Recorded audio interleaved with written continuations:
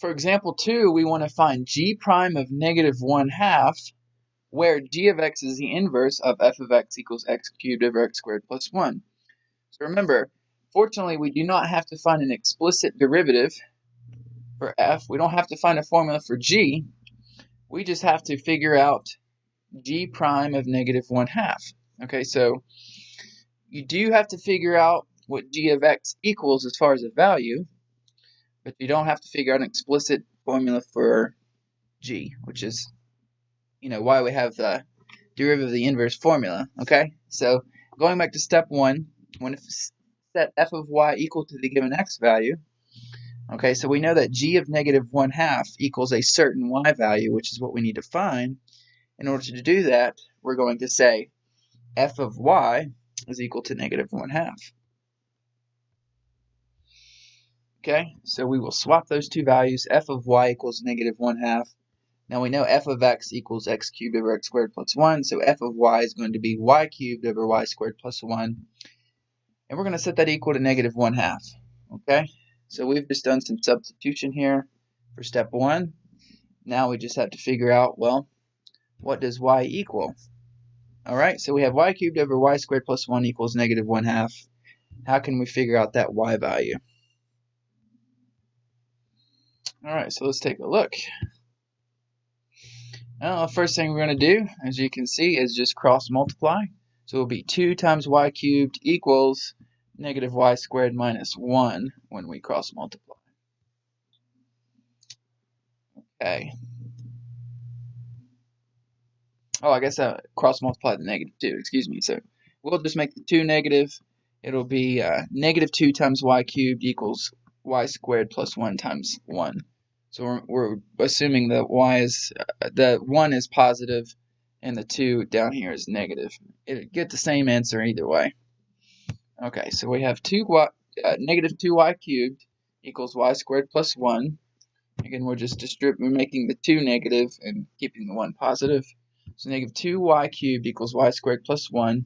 How can we solve for y? Well, let's move everything to one side. So we're going to add 2y cubed to both sides. So we have 2y cubed plus y squared plus 1 equals 0. And here's the thing, how do we know, how can we solve for this? Well, in order to figure this number out, really one of the only methods I'm aware of is to take this last constant number, figure out its factors. Okay, so the factors of that would be plus or minus 1. Okay, and then figure out the factors of the leading coefficient. Okay, so that'd be plus or minus 2 and plus or minus 1. And what you do is you take the individual factors of this last constant and divide by the factors of the leading coefficient, and you will end up with the one that works when you plug it back into the equation would be positive 1 divided by negative 1, which would give you negative 1. You would plug that back into the equation, and you're going to get 0 equals 0. So the rational root test will work for solving this particular equation. We get y equals negative 1. So since f of negative 1 equals negative 1/2, this determines that g of negative 1/2 equals negative 1. We're determining what g of x is equal to. That way we can, plug this negative 1 into our inverse formula, derivative inverse formula. Okay, so then g of x, and it says this should say y value. 1 second. So the y value that we figured out from step 2, which was negative 1 using the rational root theorem, that's what g of x is equal to. So g of x is just the y value from step 2. So g of negative 1/2 equals negative 1. Okay, now we're going to determine f prime of x. Remember, we have to figure that out because that's part of our derivative of the inverse formula, 1 over f prime of g. So once we figure out f prime, just to give some context, we will plugging in, since g of x is equal to negative 1, f prime of g of x would just be f prime of negative 1. Before we can plug in negative 1, we have to figure out f prime. We will be using the quotient rule here. This is f. I like to label stuff to make it more clear. and this is g, just in terms of the product, the quotient rule. So this is f prime. Whoops, let's use blue here. Okay, so this is f prime. Then we have g minus f g prime over g squared. And that should be a minus there. So let me go ahead and change that real quick. Okay, so we have f prime g minus f g prime, which would be 2x over g squared. All right, so we want to simplify. We actually don't need to simplify it, but we can. And then we're just going to plug in our g of x, which we figured out before, which we got to be. So once we simplify this, we can plug in -1 into this derivative formula, and that will give us f prime of g. Okay, so how do we simplify this? Well, first of all, this will be 3x to the fourth plus 3x squared minus 2x to the fourth, which will just give us x to the fourth on top, 3x to the fourth minus 2x to the fourth will be x to the fourth, and then this on the bottom. Okay. So at this point, we can actually go ahead and just plug in -1 without simplifying anymore. So let's go ahead and do that. I'm actually just going to do it right here on, well, actually, that is the next step. We'll go ahead and do that on the next step. Okay, so we're going to write our formula out now. G prime of x equals 1 over f prime of g of x. This is why we figured out what g of x was, which is -1. And this is why we found the formula for the derivative.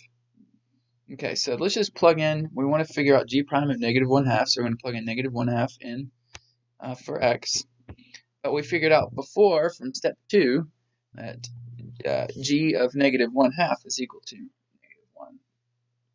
Okay, so now we're just going to figure out what f prime of -1 is, that y value that we figured out from step 2.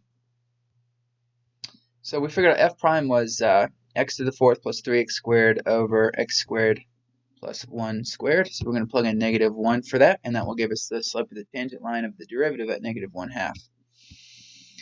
Well, that's going to give us 1 plus 3 on top, and -1 squared plus 1 is 2 squared on the bottom. 1 plus 3 is 4, and 4 over 4 is 1. So guess what? Our answer is actually a simple 1. Okay, the slope of the tangent line at -1/2 for the inverse of f is 1. Now I want to recap what we just did, just because this can be very kind of complex when you're determining the slope of the tangent line of the inverse of a function. So let's remember, this is our original function, and we're going to look at the graph in a second. We wanted to figure out g prime of -1/2. So what we did was we basically set f of y equal to that, -1/2, and we figured out the y value using the rational root theorem was -1. Then we found that basically tells us that g of -1/2 equals -1. Then we found the derivative of f using the quotient rule. And basically what we did was, once we found that derivative, we wrote out the formula for the inverse, which is 1 over f prime of g. And so basically what we did from there was our derivative formula for f, we plugged -1 into that. And again, that comes from basically that y value from step 2. And we plugged it in and simplified to figure out g prime of -1/2. And we got 1 over 1, which equals 1. So let's take a look at the graph of this and see what it looks like. Okay, so I'm using GeoGebra again. We can see the green function here is going to be our original function f, and the red function down here is going to be g, the inverse. Now with GeoGebra, you can graph implicit curves. G in this case is going to be an implicit curve. I'm actually not sure how to find the formula for g explicitly. Okay, so again, this is where the formula for the derivative of the inverse comes in handy. You don't actually have to find an explicit formula. So anyway, I did graph this implicit curve, and we can see that clearly, at -1/2, we can see why we got 1, for the slope of that tangent line. In other words, d prime of negative 1/2, let's go ahead and write that, is equal to 1, which is confirmed by this graph.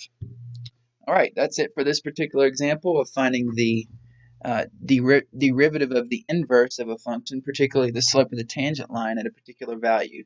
If you have any other questions about this example, let me know.